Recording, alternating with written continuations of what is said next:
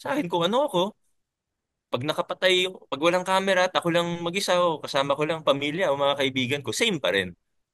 Kung magustuhan ng tao, good. Kung hindi, sorry, ito ako eh. Parang gano'n. Nothing beats authenticity. Yung K-pop, hindi po to yung K-pop star si Kyungsu ha, si Mayor Vico Soto po to. Ano ba? Ano po yung sinasabi niyo, Mayor, kapag sinasabi yun na ano, kamukha niyo tong K-pop star na pagkakamalan ba kayo Hindi dyan sa naman. kalye? Hindi naman.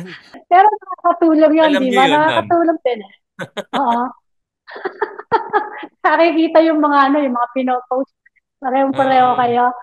Pero maganda yung ano, yung mga reception sa inyo sa social media, talagang batang-bata, ano. Pati yung ginawa nyo, yung manual na ano, yung greeting ninyo, ha?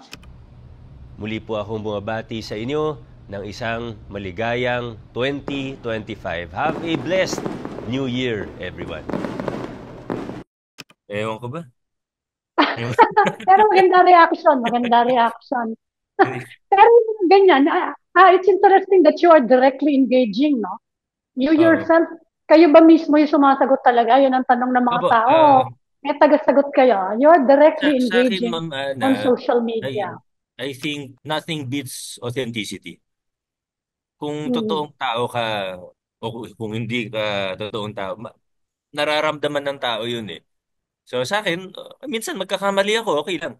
Yun, di naman ako perfect. Lahat naman tayo nagkakamali. Okay lang, minsan nagkakamali.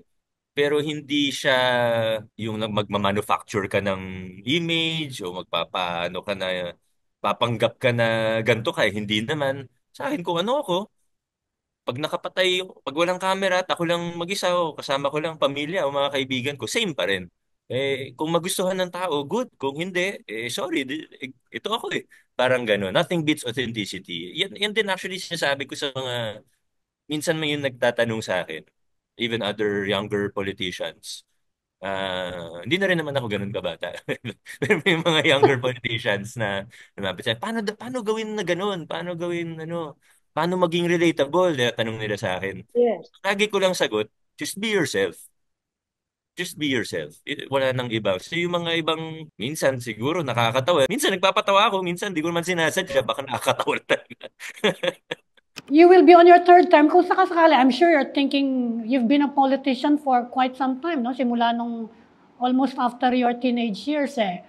So, pagkatapos po ng pagme-mayor, ano po yung iniisip niyo na ba?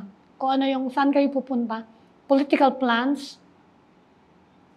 Politician, officially 26 years old ako. Yes. Naging konsyal ako ng 26.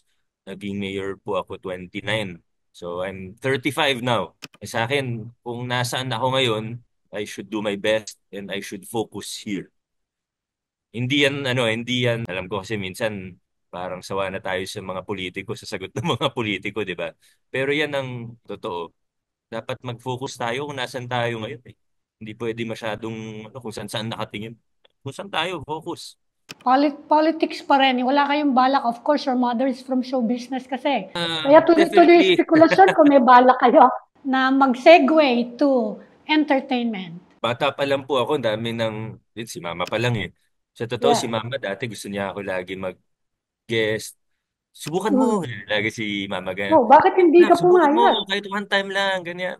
Pero hindi, wala siya sa puso ko eh. Hindi ko siya hilig, hindi lang siya para sa akin. Yun lang naman.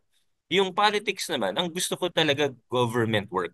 So, moving forward, I see myself still in government or pwede rin naman civil society work kung magkaroon ng pagkakataon.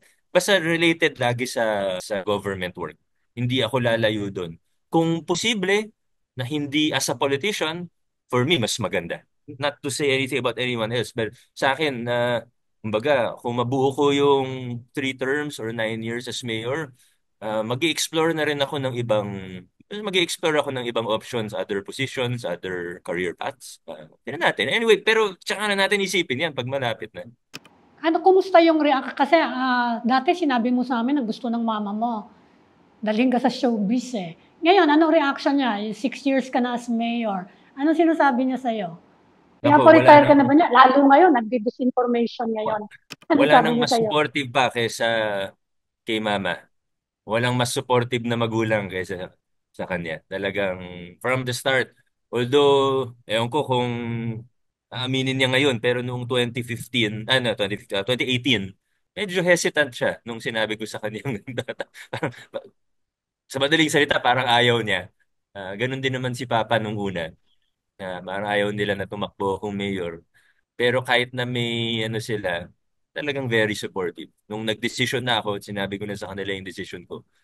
And until now, every step of the way, they've really been so supportive. Lalo na si Mama, talagang sobrang supportive. Nabanggit mo yung papa mo, no? Of course, I have to ask this question kahit hindi ka naman directly involved.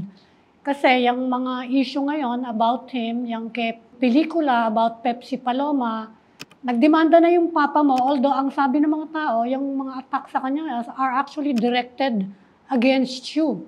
Ano yung pakiramdam mo dyan sa kasong yan? Tingin ko hindi ako dapat mag-comment nun. Not because I don't have an opinion, pero baka kulang yung kaalaman ko. Pati tungkol dun sa kaso, kulang. Hindi naman namin siya napag-usapan. So baka hindi ako dapat mag-comment. But are you feeling na directed actually sa'yo? Meron ka bang ganong pakiramdam? Wala naman po. Pag ikaw ini-interview, hindi maiwasan yung isang personal question. Marites lang, Sige, kumusta daw ang love life? aalis na po ako. Marites lang, Marites, kumusta lang daw po ang love life? Tinatanong ng mga fans ninyo. Wala naman pong nagtatanong. Basta tayo, focus muna sa, focus muna ako sa trabaho.